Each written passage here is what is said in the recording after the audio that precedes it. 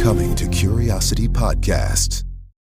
America loves its founding fathers, but that's a tough act to follow as a founding son. If you do not rise to the head not only of your profession but of your country, it will be owing to your own laziness, slovenliness, and obstinacy. John Quincy Adams never escaped the long shadow of his father, John Adams. He failed as a one-term president, but became an extraordinary ex-president. He could see the coming Civil War and was trying desperately to stop it.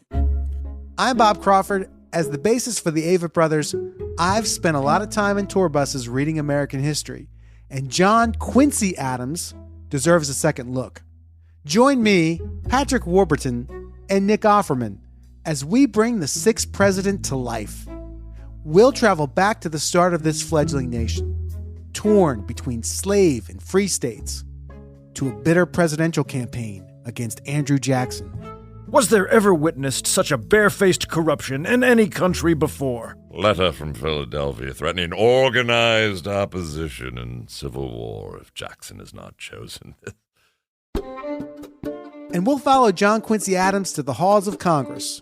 But he did want to reclaim his greatness after he'd been knocked down, after his presidency actually had been something of a failure. We'll learn about his reluctance to join the abolitionists, only to later champion liberty for enslaved people by arguing a landmark case before the Supreme Court.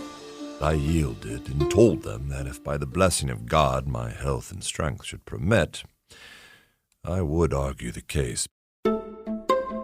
We'll bring you inside the uprisings, legal battles, and political brinksmanship that threatened to shatter the fragile Union and the toll Adams's ambition took on his family. The grave of my lost child.